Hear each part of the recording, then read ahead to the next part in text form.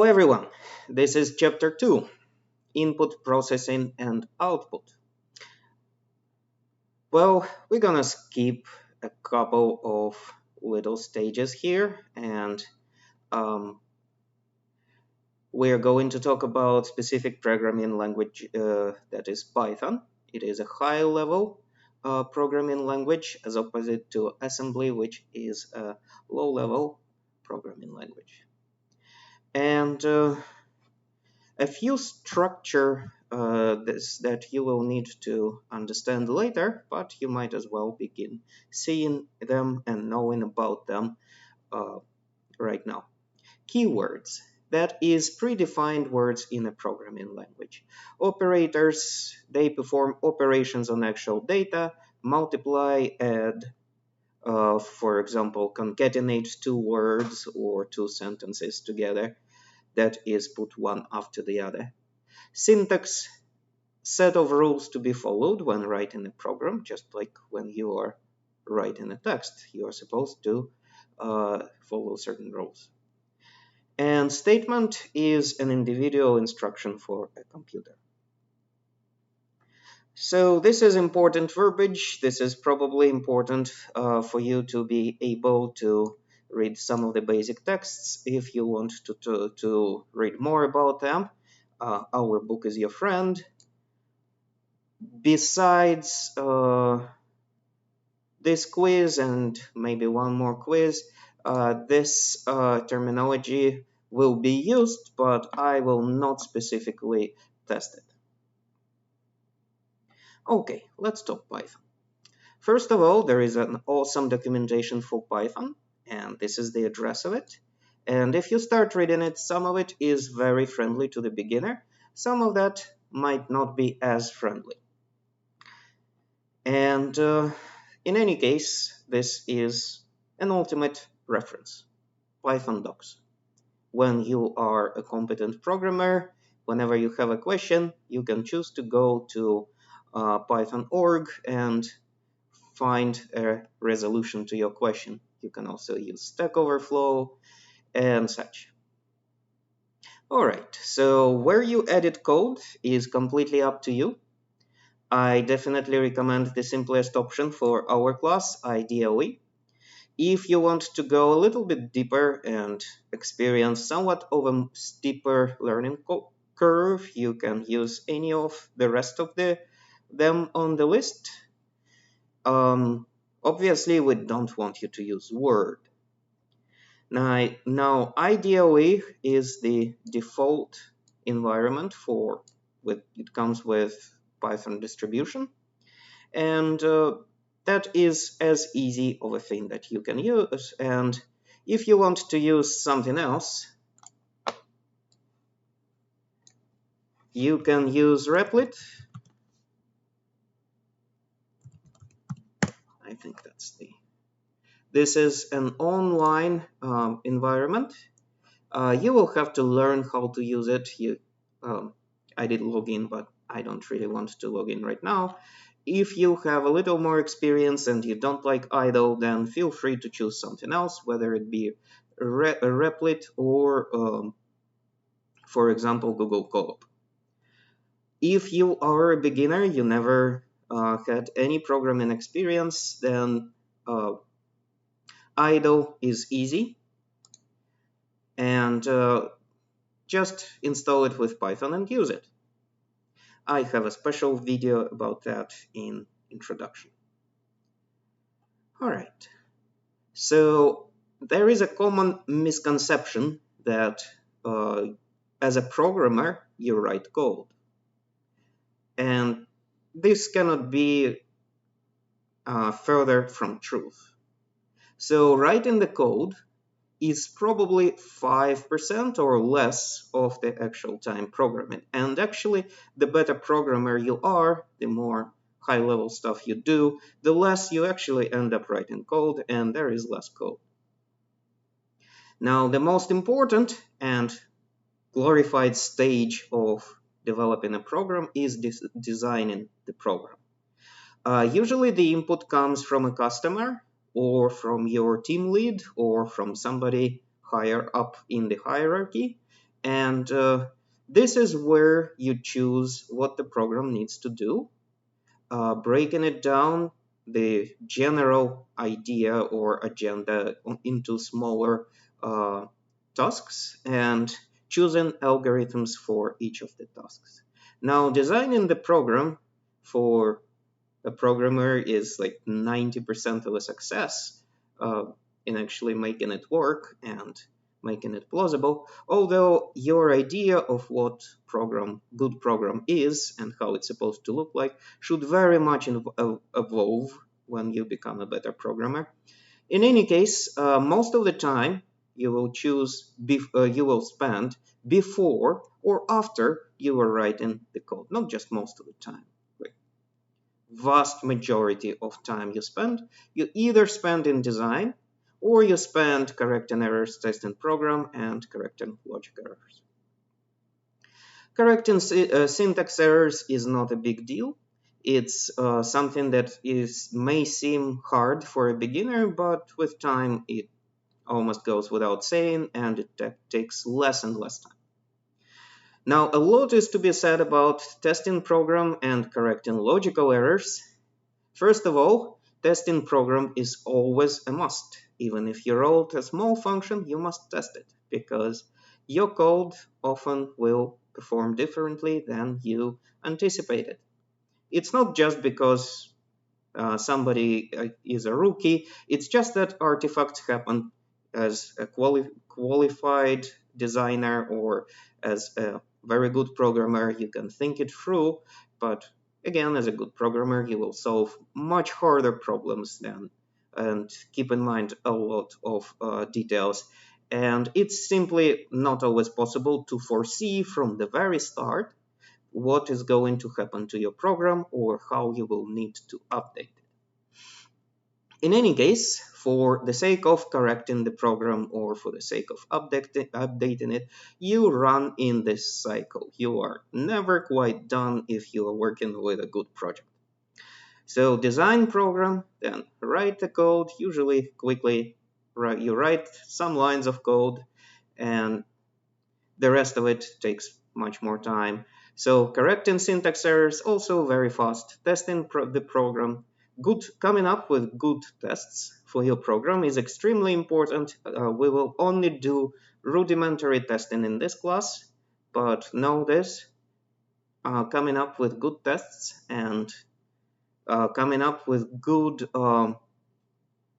contingencies or potential issues that your program may face is very, very important. And finally, correcting logic errors. Those are errors in the actual design of the program, which may or may not be obvious at the first glance and may or may not be easy to find. If you are good with testing, or if you are lucky, on one of your tests you are going to run into trouble and will be able to correct it. The philosophy behind testing is the following. After you design the program, you need to come up with some inputs on which the program will run. And for those inputs, you kind of have to anticipate what the result will be or know it exactly. So your tests have to be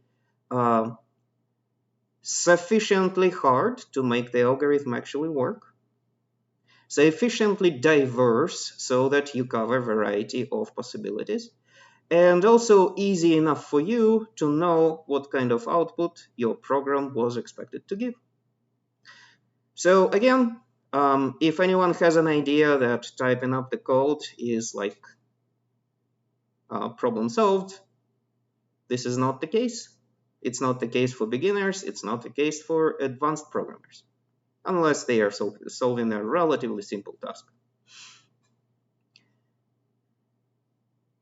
So prepare to spend a lot of time here. In a way, you will feel that you did not do well enough with designing the program. That's why you have to do so much corrections. But also, as you develop as a programmer, your errors will become more sophisticated and your problems will become more sophisticated. So you are never quite outside of this loop. You always are inside, somewhere inside this loop. And that's just how programming is. So design process may be the, in some ways, most important part of the process. First of all, understand what is the task, and that is sort of interviewing the customer and sometimes negotiating with customer, because customer may have a vague idea of what they want and have very little idea what it takes, how much resources it takes, and whether or not it will actually be meaningful and feasible and actually serve the purpose that the customer originally had. It is also a part where you hash out some sort of document that will describe the specifications for your problem. Now, determining the steps, breaking down the general problem into smaller problems, into smaller steps, using certain algorithms. Algorithms is something we will not see too much of in this class. There is special higher level classes for that. And in any case, our algorithms will be rather simple. It will be if-else conditions. It will be loops. It will be dynamically adding and removing things from dictionaries or sets. Nothing that you would call even intermediate level of algorithms. And finally, writing it out. There is a notion, how do you write it out? You don't just go ahead and code. That would be for easy tasks. You can write pseudocode, which is something like a code with just describing the commands informally, or using flowcharts. You're going to see flowcharts in these videos later. In any case, notice that this is all a design process, and this is not speaking about writing specific code. And if you spend enough time and work on designing process, then the next step, actually writing the code, is a really smooth step. It's basically typing up and resolving minor issues, looking up the tools that you need in detail and into their documentation sometimes. So speaking about the code, we will write and certain lines or instructions.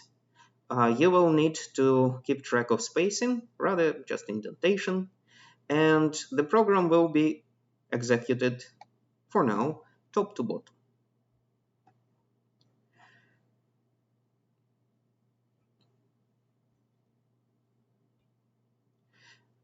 We will, throughout this class, starting today, we will work with functions, and functions may be thought of as pre-written code that performs a task. You can write your own functions, and that will be a big deal in our class. You can use functions built by other programmers, and we will definitely do that. And we will use, by and large, Python built-in functions. By the way, Python built-in functions are also written by programmers, for sure, by Python developers. And the general philosophy is to simplify functions, simplify your code, and also make it more efficient. If there is a standard Python function, use it. Don't write your own function that does the same thing, because standard Python function is usually very, very well written, much more efficient, and you'll be surprised how hard it is to write even a basic, like to clone by yourself a regular, well understood function. So functions consist of definition, arguments, and return statements. This is more like a preview of chapter 5. We will get there. We will write our own functions. For now, concentrate on using some standard functions or functions from packages. Well, we will soon pull up the idle and start doing something in idle. Here is examples of statements. Print, that is a function. The function comes with a set of parentheses, parentheses open and closed. in between come the arguments of this function. So I can print in double quotation marks is actually a function, an argument. And more than one thing in double quotation marks is also an argument, and they are comma separated. So your function will have a reserved keyword, will have parentheses open and closed, and inside you will have some arguments. Well, print, like many other functions, can take multiple arguments, and they should be separated by commas. This is not just about print function. This is just the easiest possible case of a function in Python. Well, in this particular case, for a print function, the arguments will be displayed in the order that they are passed to the function, and automatically separated by a space when displayed on a screen. Okay, usually I won't use the process of show the process of opening idle, but in this case I will, this being the first lecture. So usually I just search for it and click on it and it opens. This is an idle shell. This is great for trying some commands. For example, print my name is Vlad. And once I hit enter, it will be executed. By the way, this is as good of a point as any for you to open idle and maybe repeat after me. Do not just watch the lectures. More often than not, it's quite useless because all you do is just get sleepy. All right, let me try to print another thing. Print 5, and guess what will happen now? By the way, one interesting thing, you can look, and if you open parentheses, there is a prompt, there are values, ... means multiple values, and there are some extra arguments, extra parameters, that two of which will be kind of useful to us and we will talk about later. So what if I just do this? Enter, hit enter. It still expects me to continue with something. What I did, I forgot to close the parentheses. Okay, now this is good for trying things. In idle shell, you can write just one command. This is not really a program.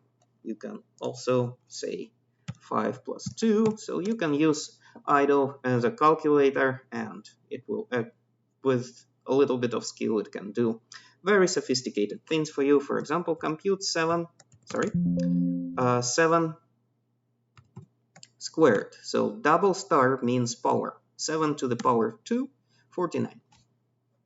All right, now file, new file. I opened a new file. This is where you can write a program and you can save the file. So when you're doing homework, you will often start from an empty file, and you will write something like a comment if needed for yourself, because if your project is anywhere close to complicated, after a month you will forget what you were doing and exact meaning of the things that you used or purpose for it. A comment is ignored by Python. Comments are for humans, and one of the ways to do it is by, first of all, writing a sharp or pound sign and then your comment. New line, you can do another comment. Let me just write some gibberish. In any case, here I can execute multiple commands, and traditional hello world with comma.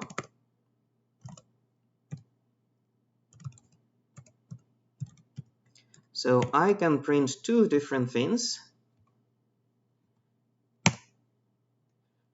and just to do something different with printing, print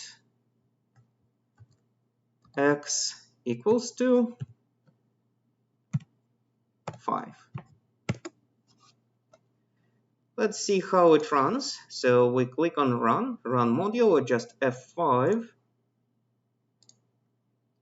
We will have to save it, and for saving I will actually start in a little bit. I will start a new folder for this class. Let's look what happened. So this was comments. This is for humans, presumably meaningful comments about what's going on. And this is a print statement. We are asking Python to print two things. One is actually called, both of them are called a string. So hello is a string. It's in quotation marks. This is also a string, and it does so. It prints. Notice the blank space in between. And the other thing, x equals to 5.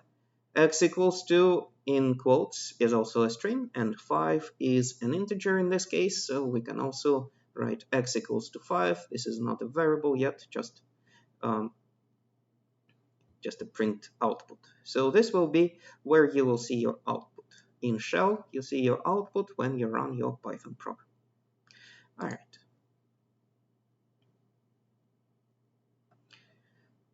So I did talk about the comments, and later I will show you another way to comment, and we need to talk about variables. Now, how well you work with variables, whether it is in math or in programming, determines how good you are with algebra or basic programming. The rules are somewhat different, and the expectations are somewhat different, but the basic abstract idea of a variable is the same. First of all, variables can be of different types. Int, float, string would be the first three we see.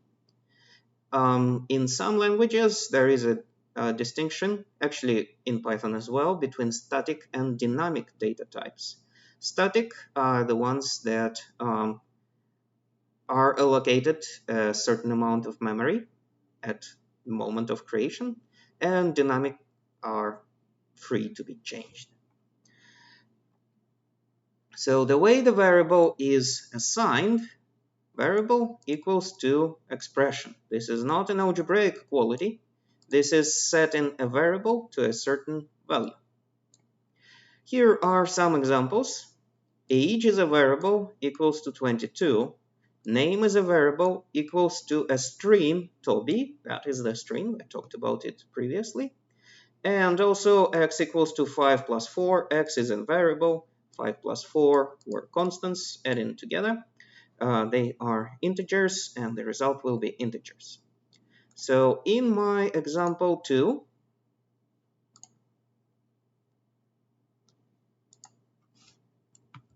variable example,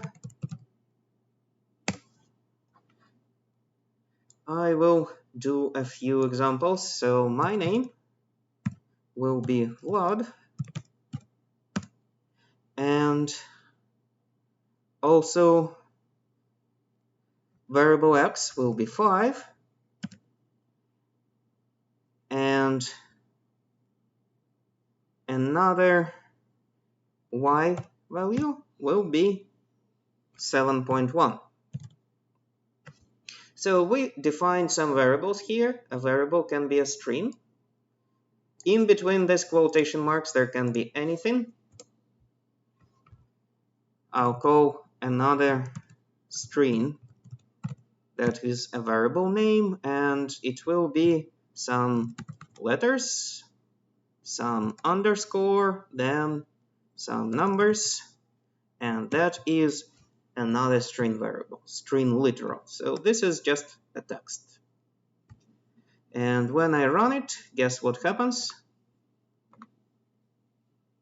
When I run it, nothing happens. At least we cannot see anything. It does not mean that nothing actually happened. What happened is that the Python ran through this program. Python actually knows the name. What is name? What is x? Let me say x here. One way to print out the values of variables after you are done running the program. So it knows that x equals 5. So definitely Python worked through this code, but we did not tell Python to print anything, so it did. All right, so I closed the shell so that when I run the program again, it will start again, clean. So print x, print y, and print name. Well, and another string as well. Let's see what will this do.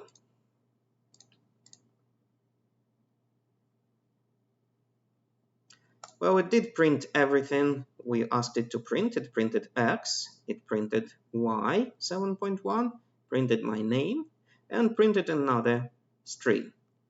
Everything is separated by a blank space. So there was a few lines of code here, very basic lines of code. They did something. And the results were printed. By default, if you comment out this line and run this again, nothing will be shown because you did not ask to print anything. You did not ask to produce any kind of output. However, the Python still knows the value of the variable name. All right, let's keep going. Now, there are certain conventions about naming your variables. Those are, cannot be a Python keyword. For example, you should not have a variable named print. Just don't do it. Cannot contain spaces. First letter must be a letter or an underscore. Underscores actually have a meaning, so don't randomly start your variable with an underscore. Letters can be letters. Other letters can be letters, digits, and underscores, and variables are case sensitive. And finally, names should reflect use. In a way, some of my variables were really bad. X and Y are very bad variables because they don't reflect use. Now in this program, there was no use for X and Y, so I guess that's okay. The more meaningful your project is, the better the variables should be, the better names of the variables should be. There are various ways to name variables. Those are convention. Camel case. Camel, first word, not capitalized. The rest of the words would be capitalized.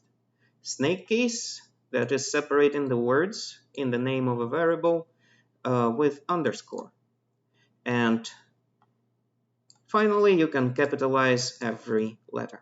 And if you're curious, go ahead and Google who is Blaise Pascal and maybe recall what you know about him. All right, now somewhat more of an important stuff begins. How do you think about this expression? This is a Python command. This is not an algebraic equality. This is reassigning A to be A plus B. Let me do that over here. So my variable A equals to 5. That's how I define it. And now I have a B which is equal to 3. And now I say A equals to A plus B. I want to see something, so I better print after and my variable A. Let me be explicit. Variable A after. And you guessed it, I should also have variable A before.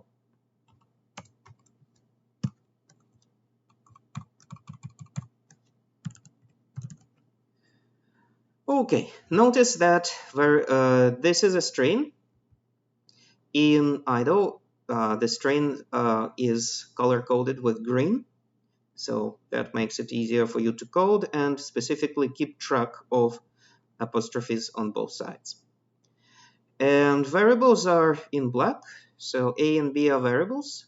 And now I'm reassigning a to be a plus b. And think for a second what will happen. What will a be after? A will be 8. So let us double check that. Variable a before equals 5, variable a after equals 8. That's indeed what we expected. Compare my little code with the results that we are getting. So this is a way to reassign a variable. And I will save it again, variable 2, and I will change it. A equals to hello. And surprisingly, if you have learned some other languages, this works.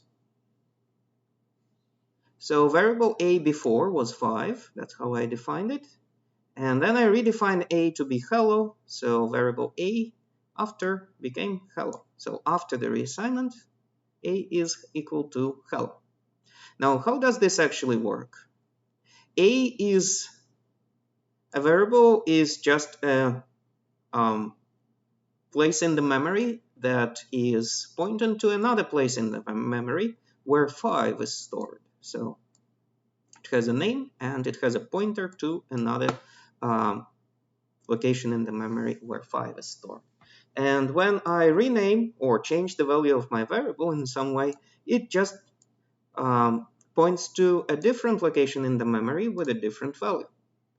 So what happens to 5? Garbage collection. Garbage collection is a very important thing in programming, and in case of Python, it is done automatically. You don't need to worry about it, but it removes all unreferenced stuff. Let's relate it to our example. Now a equals 5. 5 was referenced by the variable a, so it's good. And once I reassigned a to be hello, garbage collection automatically collects 5 and discards it. Well, specifically, it clears the location in the memory where 5 was stored, because there are no way in the rest of the program now to reference this specific 5. So this is just garbage in the memory, and there is no way to reference it again. So garbage collection automatically collects it. In all the programming you will do, maybe until you are an intermediate programmer, garbage collection is more than sufficient. In some more sophisticated projects or when using certain advanced packages, it becomes more important to actually explicitly call and do garbage collection once in a while.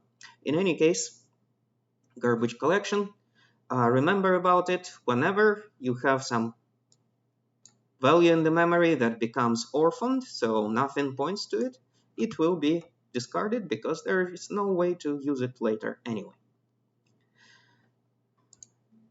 All right. Now, the interesting part about this example, I was able to change from integer to a string. This is not something you can do in some other languages. But Python is flexible like that for better and worse, so you can just reuse the same variable and just basically give it a new value which is not even of the same type.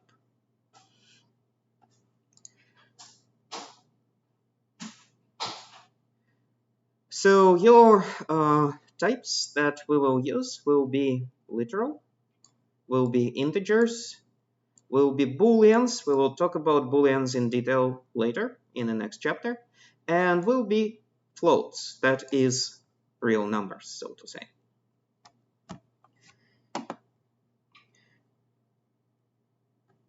There is one more thing we want to have for this chapter, that is inputs.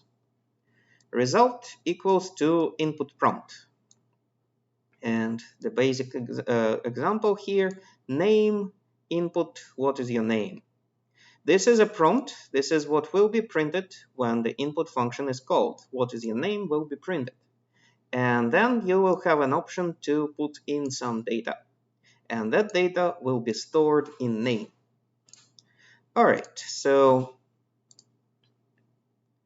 new file and comment.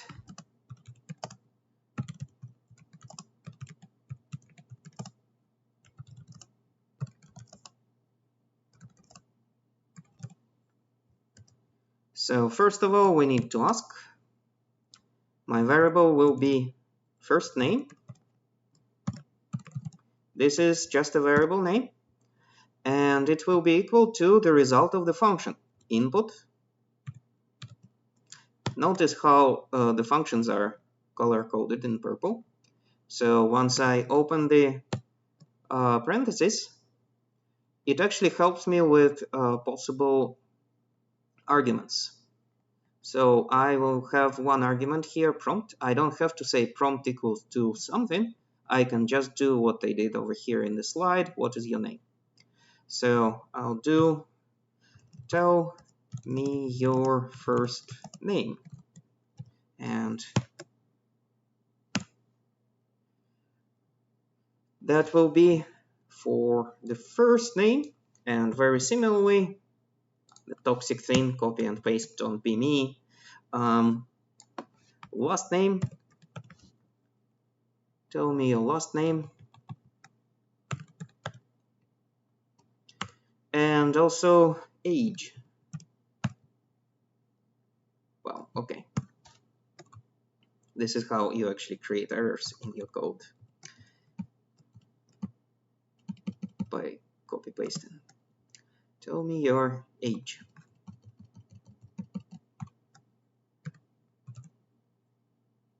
So I created 3 different variables, first name, last name, and age. And they are results of their values returned by a function. The function in this case every time is input. Tell me your first name, tell me your last name, and tell me your age. Let's run this function.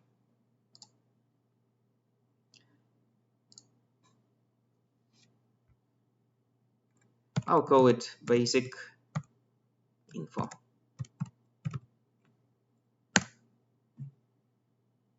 Tell me your first name, and that is Vladimir. Last name Chainikov. Age 41. Well, the program asked me all these questions, got my answers, did not do anything with those answers, apart from storing them in these variables. This is an important point. If you did not have these variables catching each of these values and storing them, those values would be immediately garbage collected. All right. Now this function still, the shell still knows the values of this variable. You can look at them in this way, which is highly inconvenient. So if I ask for some variables, I might as well do something with them. The only thing we can do is print. Let me do some copy and paste. First name, comma, last name, comma, and age. So I'm asking Python to print everything it knows. And just to start from a clean slate, I will close. Besides that, I can have some other strings printed here. Your name is, and don't forget to end the quotation mark. Your name is that. And now a string with a comma,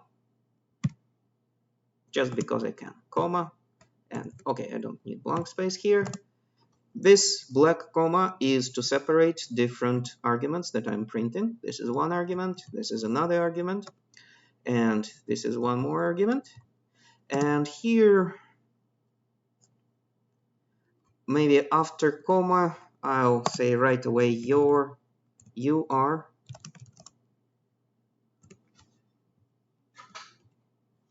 age years old. So I tried to make a nice printing statement. Maybe you can make it nicer. Maybe you can see some errors right now. So let me run it and see if there is anything I don't like about it. So tell me your first name. Tell me your last name. Tell me your age. Well, maybe this colon is not necessary. Also, I don't like the fact that there is a blank space in between my last name and the comma. That is something to improve on. We might actually return to this example later. In any case, this is a little program that actually does something meaningful. Your variables have meaningful names, and you have created 3 variables. That is pretty good for the first day. And you actually did something with those variables. You created a nice printing statement.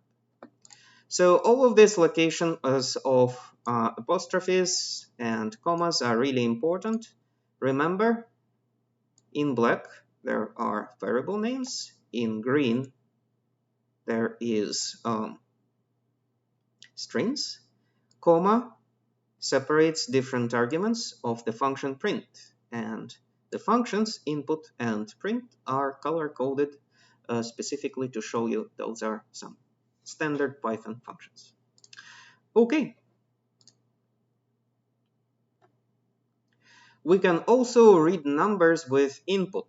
And by the way, using the fact that my idle actually knows, remembers all these variables, age and such, just to surprise you a little, what if I do 2 times age?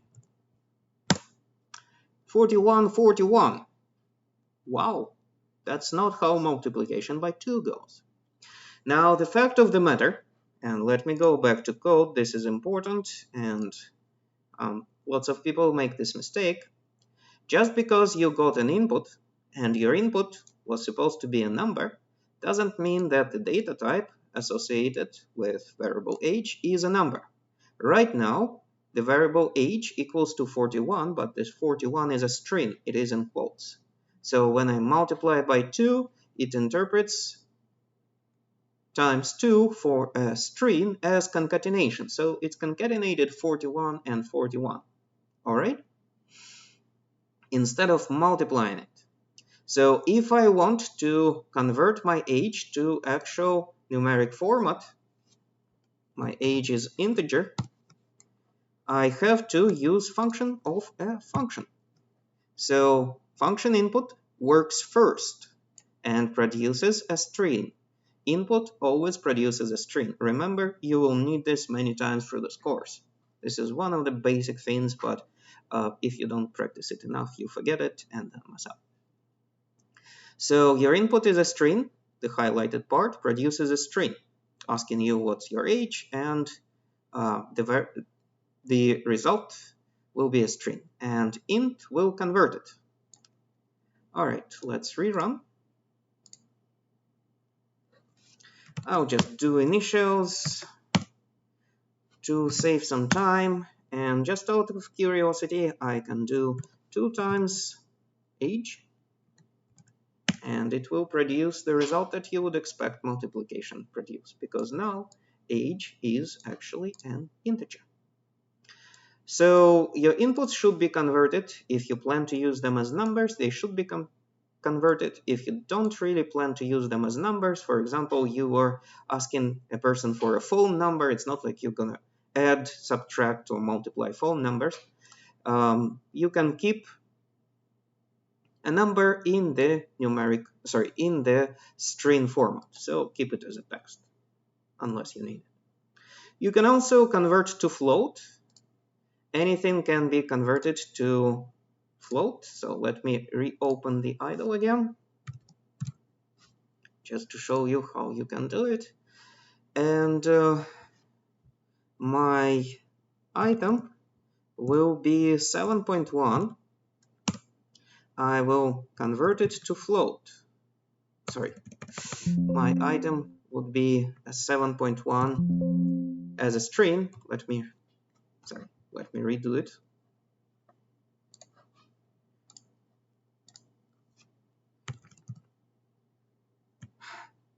I guess I'm getting tired.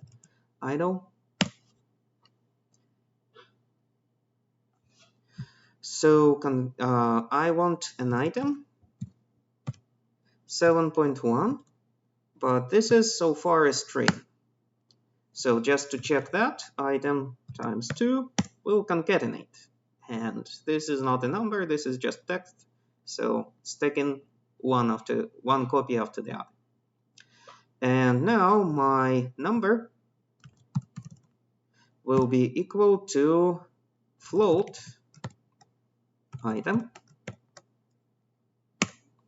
Let me see what the number is. 7.1, now it's a number.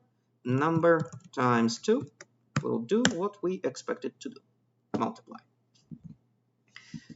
Now notice that I was using the shell here, not a program, so I was able to type in one command at a time and execute one command at a time.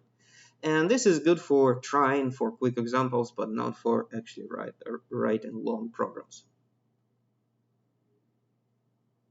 In any case, you should be able to convert from one to another, and the most common reason to convert is when you ask for an input, give a whole number, you will have to convert it to integer to explain to Python that you actually want to use it as integer. Otherwise, if you just do this, what I'm highlighting right now, it's going to assume it's a string and work with it as it would with a like text. So you can do nested function call. The inside works first, the outside works second. If you remember from your math class the notion of composition of functions, this is a composition of functions. Input function works first, int function works on the result, on whatever input function returned. It's passed into int and then executed that. So function 2 of an argument works first, you kind of read it inside out, and then function 1. So exactly the same as in math.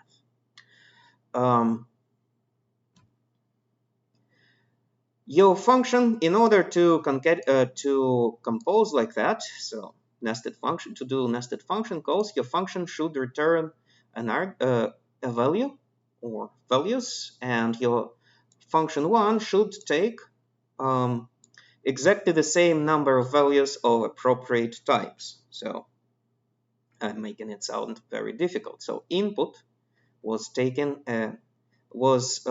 taken a string. It can take a string, so the input produces a string and feeds it into an int. So this is like a assembly line. All right. So now let us quickly talk about the operators, tool for performing a calculation, and operands, values surrounding operator, and then resulting value typically assigned to a variable.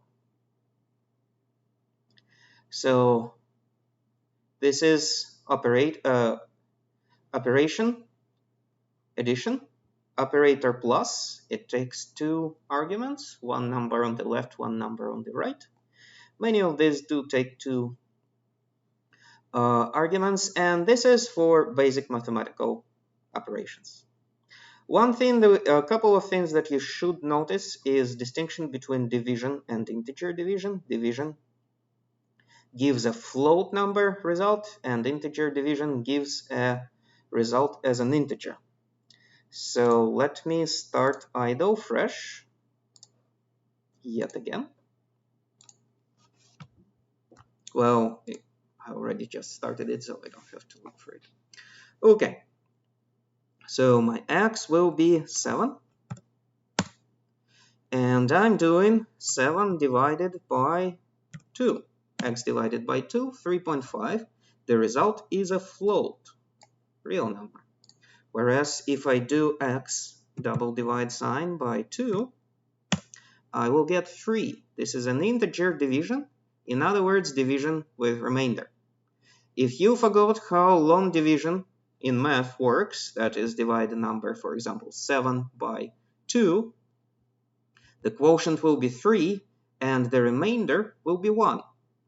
And to get the remainder, you use percentage sign, so x percentage 2 means the remainder of x divided by 2. And x is still value 7. So guess what the remainder will be? The remainder will be 1. Alright, so remainder is very, very useful. And we will play with it a bit for you to get used to it. It's a little bit harder than other ones.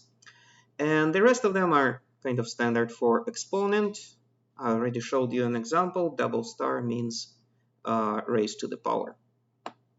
Plus minus divide are same.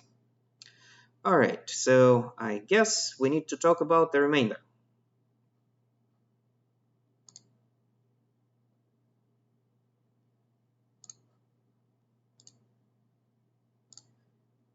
I will call this file long division.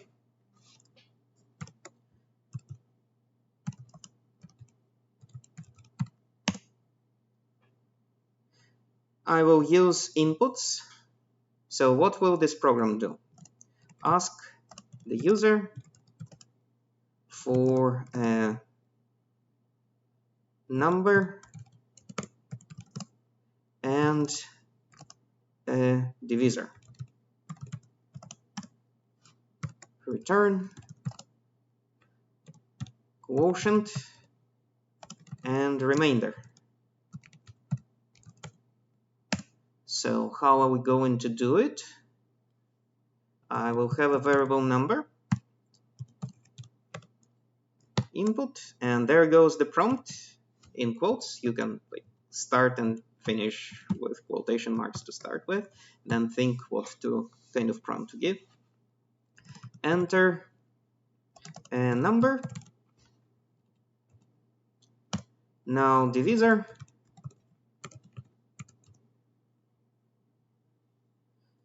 And input. Enter the divisor.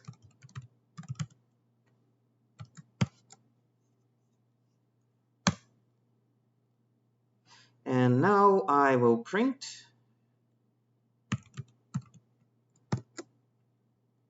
and say that the quotient is, tell me what it is.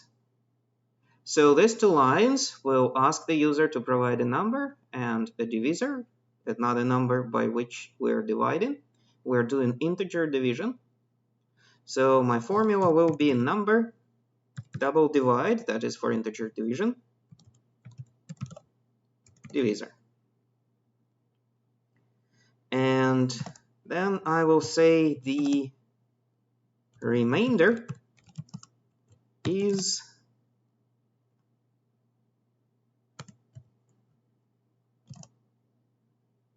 think what it is, how to write it in Python, number divided by divisor.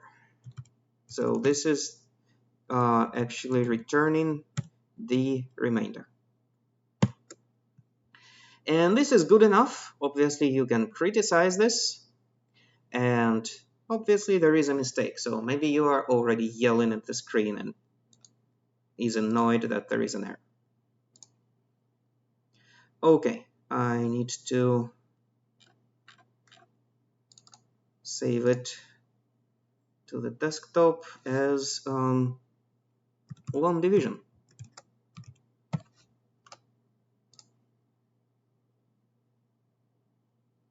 Enter a number, say 10. I want to divide it by 3. Oops, traceback, and so on, where the error is. The error is in this line of code. And the type error, the specific information of this error, unsupported operand type for integer division. Double slash means integer division, string and string. Now, errors are your friends. Error messages, this kind of messages in red, you don't exactly like them, but this is your information on what went wrong. A few things can be criticized here, but one thing definitely went wrong. So this is telling me that I'm trying to divide two strings, and I wanted to divide integers. Pause the video, tell me what to do, here and here. Of course, what to do is this. Now, reading error messages and processing them, understanding what they mean, is a part of your job. You will see a lot of errors like this, and get used to this. Get used to reading and referencing the appropriate line and seeing what is going wrong. The error messages are not always 100% pointing you to the right place, so you have to be able to look one line up, one line down, or even further, depending on how sophisticated your logic is. But I believe after this correction, this should work.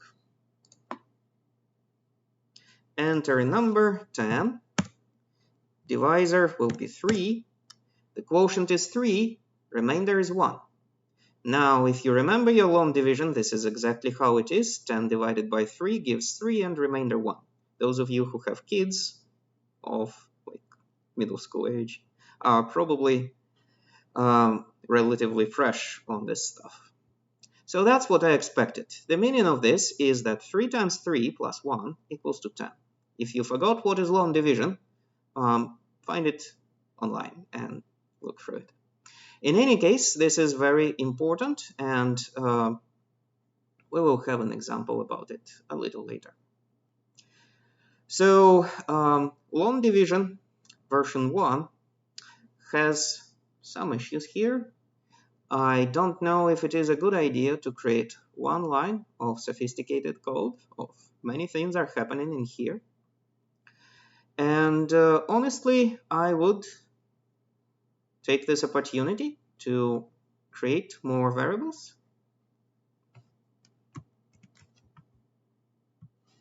A variable named quotient.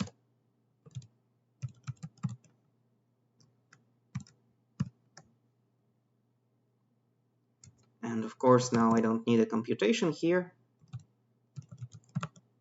And another variable named remainder.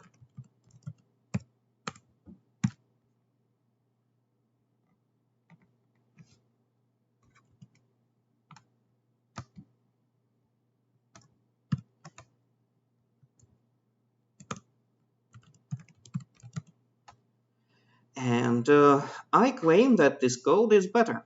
You can have your own opinion, you can have your own preferences. I think this is easier to read, and the fact that I introduced two auxiliary variables and made this print statement just a little bit cleaner. In any case, this code will work just the same, unless I made some little error somewhere. So for example, let's do 20 divided by 4. The quotient is 5 and remainder is 0. Very good. And this is it for this video. I will continue in the next one.